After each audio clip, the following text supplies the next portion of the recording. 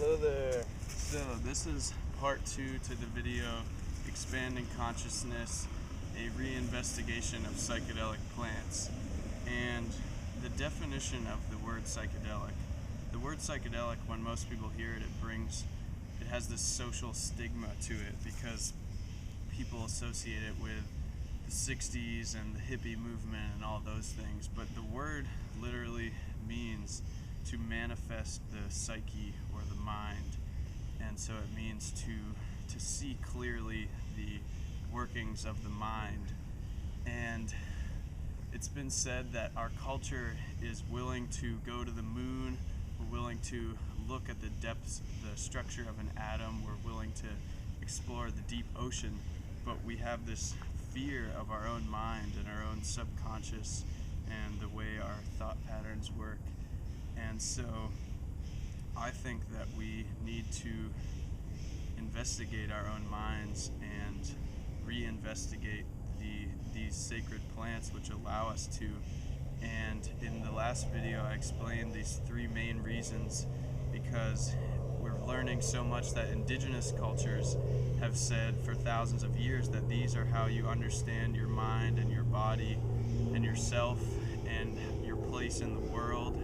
Another reason is because science is actually proving that these plants help all kinds of diseases and problems.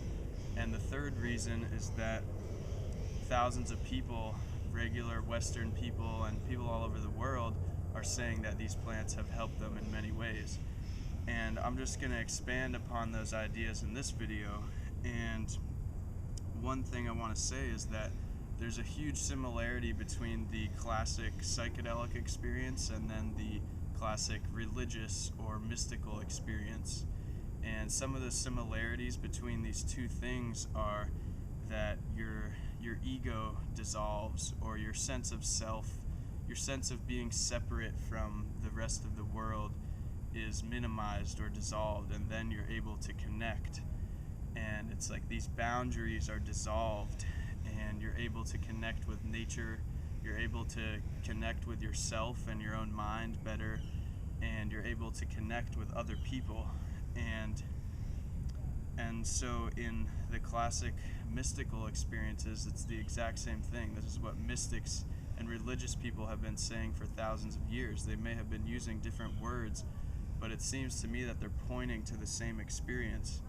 And the way I see these psychedelic plants or entheogens, whatever you want to call them, is that you can experience them one time and then it's up to you to develop a spiritual practice or meditation to be able to achieve those same states without the plants. It's like with any teacher or anything, you learn a lesson or you develop this. The teacher gives you these insights, and then it's up to you to put them into practice. And that the dangers of psychedelics are usually when people use them, abuse them. And these indigenous people are saying that these are very powerful medicines, and you don't want to abuse a powerful medicine. And the interesting thing is, in our culture, we're so scared of these sacred plants, yet we trust these pharmaceutical drugs which are supposedly stopping depression and all of these other things, ADHD medication. We put kids, doctors are involved with these pharmaceutical companies, so they have to give these prescriptions to young kids, and then these kids are taking these pills every single day to get rid of these supposed conditions. And it just seems so insane to me that we trust these chemical compounds that have just been created in the last 10 years, and the companies are profiting off of them, whereas we don't trust these plants which have existed and have been used for thousands of years by indigenous cultures. And so I think that we need to reevaluate all of these things that we're putting into our body. And it's important that we do research on anything we're putting into our body. So that's another thing. I think we really need to have a full-scale reinvestigation of these these sacred plants. And another example that I didn't mention in the last video is peyote, or the San Pedro cactus, which grows throughout the southwest of America.